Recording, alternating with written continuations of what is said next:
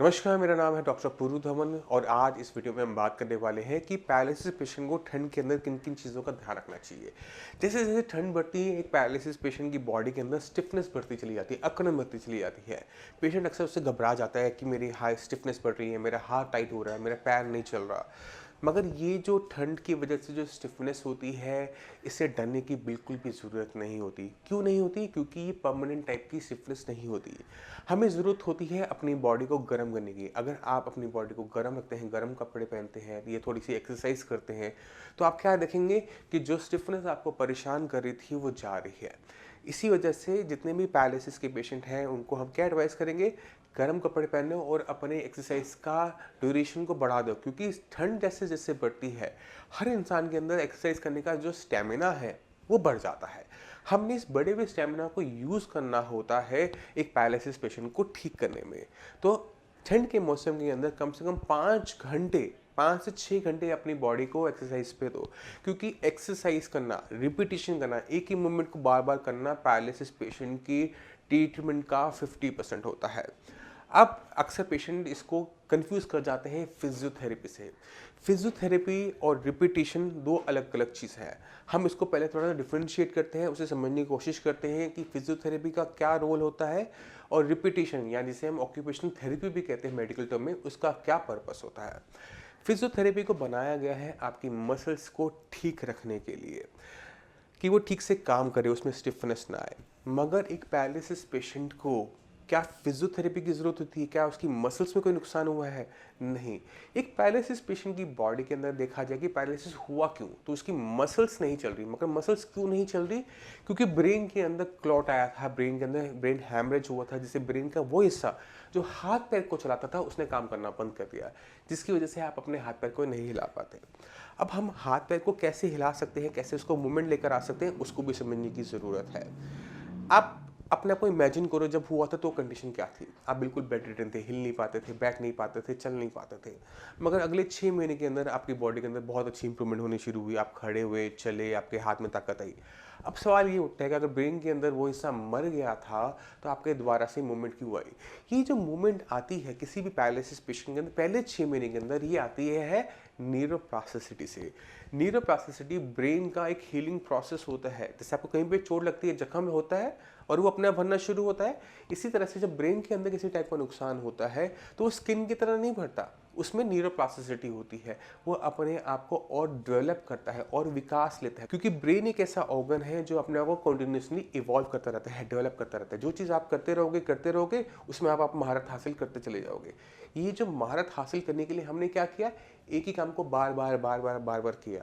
तो हम क्या कहते हैं कि एक पैरालिसिस पेशेंट को अगर हमने दोबारा से चलाना है, दोबारा से उसके हाथ में मूवमेंट लेकर आनी है, तो हमें उसे एक ही काम को बार बार करवाना पड़ता है, यानी रिपीटिशन करवानी पड़ती है।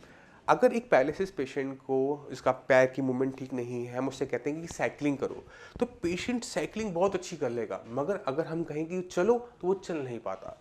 वो इसलिए क्योंकि उसने अपने ब्रेन को डेवलप किस में किया? साइकिलिंग करने में, चलने में डेवलप नहीं किया। तो हम क्या एडवाइस करेंगे पेशेंट को? Occupational therapy. अब ऑक्यूपेशनल थेरेपी का जो फंडामेंटल्स होते हैं बहुत स्ट्रेट होते हैं, कि जो चीज़ आपने पैरालिसिस में ठीक होने के बाद करनी है, इसको आज से शुरू करो। यानी अगर हमने पैरों से चलना है, साइकिलिंग नहीं करनी, चलना है, तो आज से चलो। अगर आपने साइकिलिंग करनी है, तो आप साइकिलिंग करनी शुरू करो। तो जो चीज़ हमने बाद में करनी है, हम उसको अभी से शुरू करेंगे, तो हम बार-बार उसी चीज़ को करते रहेंगे, करते रहेंगे, करते रहेंगे, तो क्या होगा? उसमें इम्प्रोवाइज़ेशन आनी शुरू हो जाएगी। हमारा पैर जो घूम के जा रहा है, वो सीधा पड़ना शुरू हो जाएगा। जो हमारी एड़ी टेढ़ी पड़ती है, वो सीधी पड़नी शुरू हो जाएगी। मगर कब? जब हम उसी काम को बार-बार, बार-बार करेंगे। और कैसे करेंगे? सही तरीके से करेंगे। इसलिए अगर एक पैरालिसिस का पेशेंट अपनी बीमारी को समझ जाता है, अपने ब्रेन को समझना शुरू कर देता है, उसका ट्रीटमेंट बहुत आसान हो जाता है। क्योंकि उसको पता है कि उसके ब्रेन को क्या चाहिए। वो अपने हाथ-पैर की तरफ नहीं देख रहा, वो अपने ब्रेन की तरफ देख रहा है कि उसमें क्या कमी, क्या नुकसान हुआ। तो ये बहुत ज़्यादा ज़रूरी होता है। एक ही काम को बार-बार करो, ठीक हो जाओगे। मगर ये ठंड का मौसम होता है, ये एक पैरालिसिस पेशेंट की बॉडी में स्टिफनेस ज़रूर लेकर आता है, मगर उसकी बॉडी के अंदर जो रिकवरी है वो फास्ट कर देता है। इसके पीछे रीज़न क्या होता है कि सर्दी के मौसम के अंदर हमारा जो मेटाबॉलिज्म होता है, यानी कि खाने को पचाने की क्षमता बढ़ जाती है। और ये बढ़ी हुई क्षमता हमें हेल्प करती है हर चीज़ में से एनर्जी को लेने में, चाहे वो आपका खाना हो, चाहे वो आपकी मेडिसिन्स हो, उसकी एब्जॉर्प्शन, उसकी एसिमिलेशन बढ़ जाती है। इसी वजह से हर इंसान सर्दी के मौसम में वेट गेन करता है, वेट बढ़ जाता है, फैट बढ़ जाता है ना, तो ये हमें फ़ायदेमंद होता है पैरालिसिस पेशेंट में। तो जो हम मेडिसिन्स खा रहे हैं, जो आप साइंस इंजीनियरिंग की मेडिसिन्स आप यूज़ करते हैं, या जो हम आपको एक्सरसाइज का स्टेमिना हमारा बढ़ रहा है, तो ठंड के मौसम से घबराना नहीं। अपने ट्रीटमेंट को और तेज़ी से चलाओ कि हमारा दिवाली से लेकर होली तक के पीरियड में जितनी मैक्सिमम रिकवरी आप इन 4-6 महीने में लोगे, बाकी टाइम में हमें इतनी देखने को नहीं मिलती, क्योंकि मौसम गर्म हो जाता है। चाहे स्टिफनेस ज़रूर आ रही है, मगर हमारी बॉडी में रिकवरी फास्ट हो रही है। तो ये एक तरीके से साल का, मैं कहता हूँ कि एक तरीके से गोल्डन पीरियड होता है, जिसे किसी भी पैरालिसिस पेशेंट को नहीं छोड़ना चाहिए। अपनी डाइट के अंदर हाई प्रोटीन चीज़ें लेनी है, हमने सूप लेने हैं, हमने फ़िश सूप लेना है, हमने चिकन सूप लेना है, हम वेजिटेबल सूप भी ले सकते हैं, इसमें मशरूम हमने ज़्यादा यूज़ करनी है, हमने दाल का सूप ले सकते हैं। हम अपने डाइट के अंदर ड्राई फ्रूट्स को ऐड कर सकते हैं, हम बादाम ले रहे हैं, अखरोट ले रहे हैं, क्योंकि बॉडी उसको तेज़ी से एब्जॉर्व किए जा रही है, और जितनी एनर्जी, जितना उसको विटामिन्स मिनरल्स मिलेंगे, उतनी तेज़ी से ब्रेन रिकवर करेगा। तो हमने अपने डाइट पर भी ध्यान रखना है। दलिया खिचड़ी नहीं खाना, ताकत वाली चीज़ें खानी है, जिससे शरीर में तेज़ी से जान है, और जितना हम खाना खा रहे हैं सारा का सारा एक्सरसाइज में कन्वर्ट करके सब बॉडी से बाहर निकाल देना है। कुछ नहीं रखना, वेट गेन नहीं होना चाहिए। चाहे सबका वेट गेन होगा, मगर आप लोग इतनी एक्सरसाइज करोगे कि आपकी बॉडी में कोई वेट गेन ना हो। हम दाल ले रहे हैं, हम नॉनवेज खा रहे हैं, हम अंडे खा रहे हैं, हम दूध खा रहे हैं, पहलवानों वाला खाना खा रहे हैं, सब निकाल दो। सब जब दिन में 5 घंटे एक्सरसाइज करोगे, सब निकल जाएगा। तो एक्सरसाइज हमने कौन सी करनी है, हमने वो करना है, हमने एक्यूपेशनल थेरेपी करनी है, हमने वो चीज़ करनी है जो हमने ठीक होने की बात करनी है। पैरों से हमने चलना होता है, हम चलेंगे। हम लेट के कोई एक्सरसाइज नहीं करेंगे। अगर आप खड़े हो सकते हो, पैर को आगे बढ़ा सकते हो, तो चलो और चलो और चलो, और कोई एक्सरसाइज नहीं। अगर हमारे हाथ में मूवमेंट लेकर आनी है, अगर आपने टाइपिंग करनी है, कंप्यूटर पे काम करना है, तो हम टाइप करेंगे, लिखेंगे नहीं।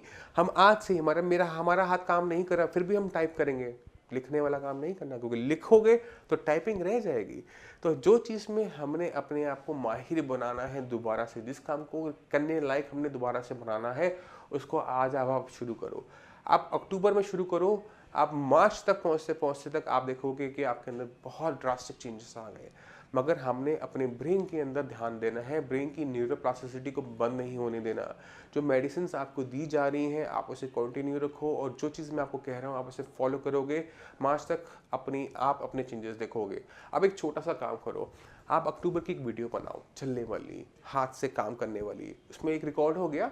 अब आप इसको मार्च में जाके देखना, और मार्च में अपनी मूवमेंट को देखना, आप उसमें ड्रास्टिक चेंजेस देखोगे, अगर आपने मेरी बात मानी तो एक पैरालिसिस पेशेंट के लिए फिर से बता रहा हूँ, कुछ चीज़ें ज़रूरी है। पहला, ब्रेन के अंदर न्यूरोप्लास्टिसिटी को ऑन करना, बटन को ऑन करना। ऑन करने के बाद ब्रेन के अंदर डेवलपमेंट स्टार्ट हो गई। अब ब्रेन को डेवलप करने के लिए क्या करना है, एक पर्टिकुलर एक्सरसाइज को बार बार करना है। एक ही एक्सरसाइज को हम इतनी रिपीटेशन करेंगे कि हम उसमें माहिर हो जाएं। तो पैर से चलने वाली और हाथ से जो हमने काम करना है आगे चलकर, हम उसको अभी से करना शुरू करेंगे, जिससे हमारे हाथ और पैर इस लायक हो जाएंगे कि हम अपनी लाइफ को आराम से ईजिली जी सके, बिना किसी पे डिपेंडेंट हुए। आपने अगर ये बात मान ली और 6 महीने मुझे दे दिए, अक्टूबर से लेकर मार्च तक आपकी बॉडी में ड्रास्टिक चेंजेस आ जाएंगे। और आप उसे जब वीडियो में बना रहे हैं, खुद रिकॉर्ड कर रहे हैं, खुद देख रहे हैं, खुद इवेल्युएट कर रहे हैं कि मैं कहाँ फेल हो रहा हूँ, और जहाँ फेल हो रहा है आप उस पर बार बार काम कर रहे हैं, तो हर बार आप अपने आप को इवॉल्व कर रहे हैं, अपने अंदर डेवलपमेंट लेकर आ रहे हैं, जो कि एक पैरालिसिस पेशेंट की ट्रीटमेंट के अंदर बहुत ज़रूरी चीज़ होती है।